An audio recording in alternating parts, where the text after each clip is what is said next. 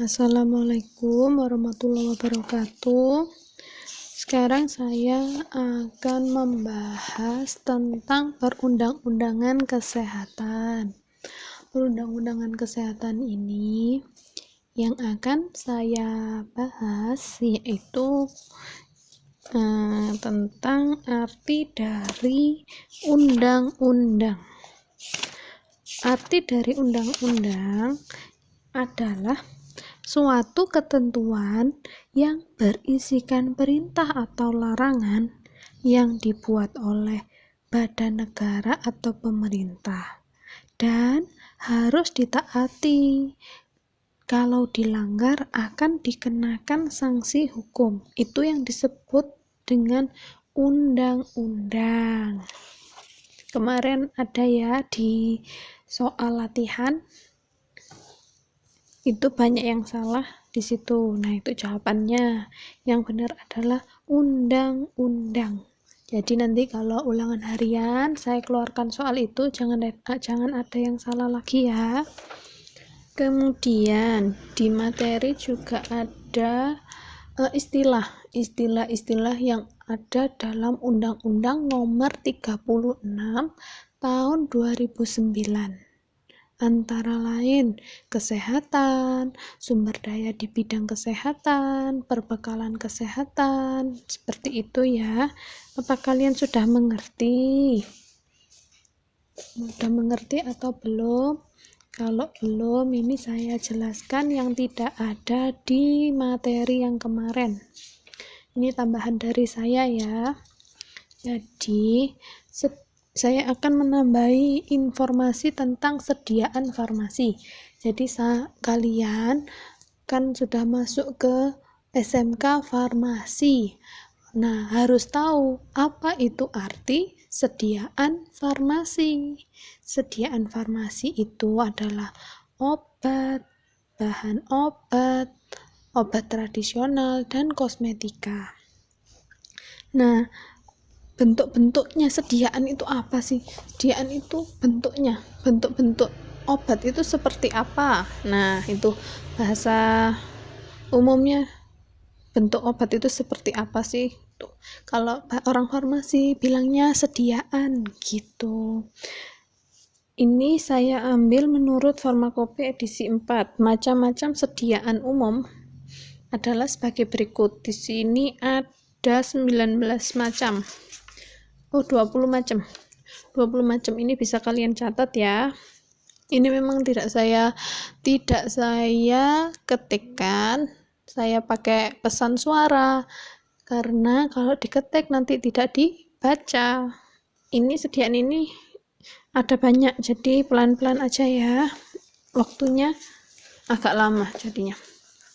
Yang pertama itu adalah aerosol.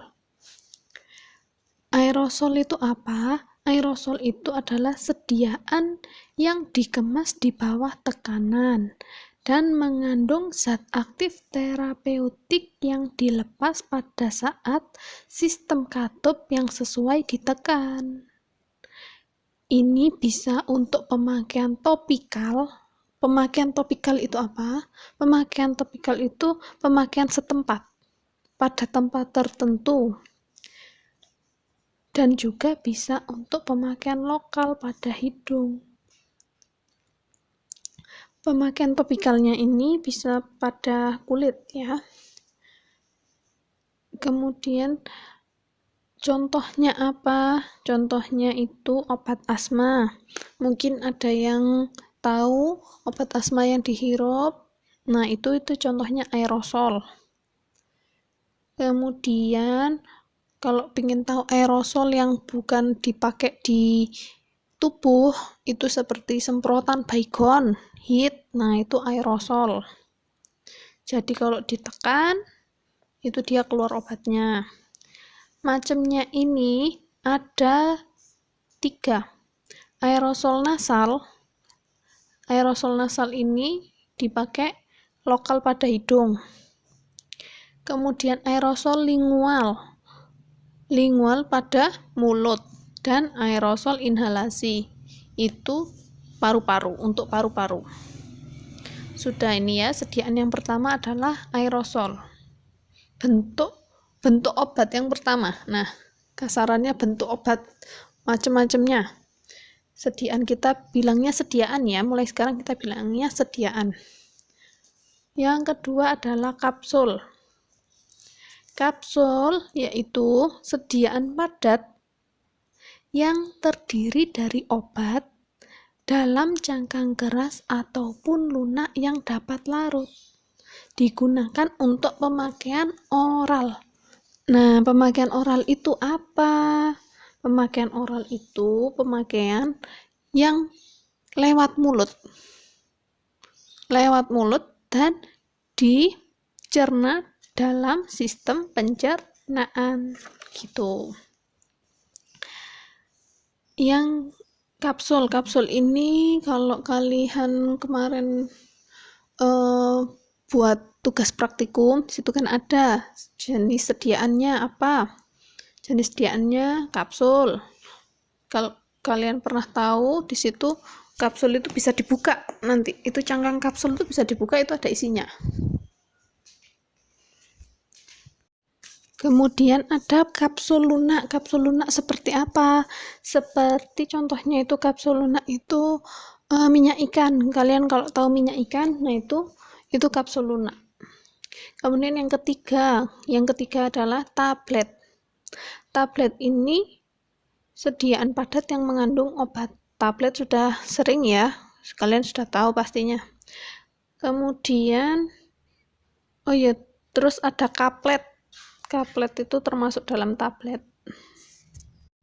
Kalau kaplet itu singkatan dari kapsul tablet. Maksudnya dia bentuknya itu lonjong seperti kapsul, tapi dia padat. Padatnya seperti tablet. Jadi namanya kapsul tablet. Kaplet. Itu masuk dalam tablet, cuma beda bentuk aja. Biasanya tablet itu kan bulat ya. Tapi tidak mesti, sekarang tablet macam-macam. Kemudian yang keempat itu adalah krim. Krim itu apa? Krim adalah sediaan setengah padat, mengandung satu atau lebih bahan obat terlarut atau terdispersi dalam bahan dasar yang sesuai. Nah, ini krim ini nanti akan ya kalian mungkin akan waktu praktikum akan membuat krim mungkin ya. Nanti kita lihat ke depannya bagaimana. Ini krim itu terlarut. Jadi obatnya bisa terlarut atau terdispersi.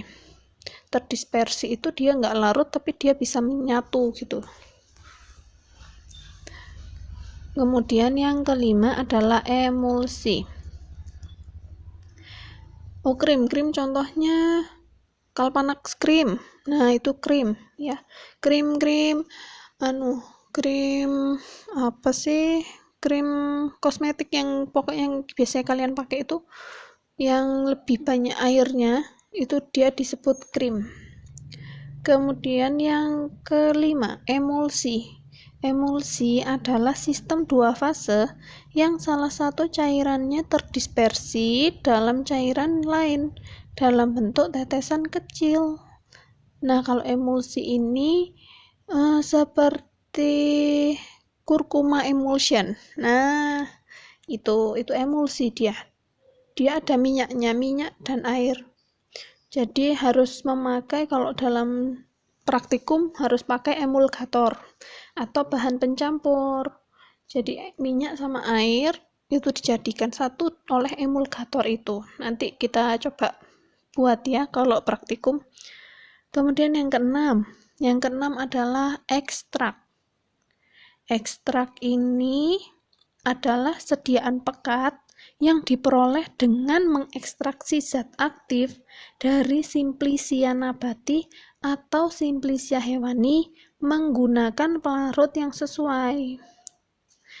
Kemudian semua atau hampir semua pelarut diuapkan.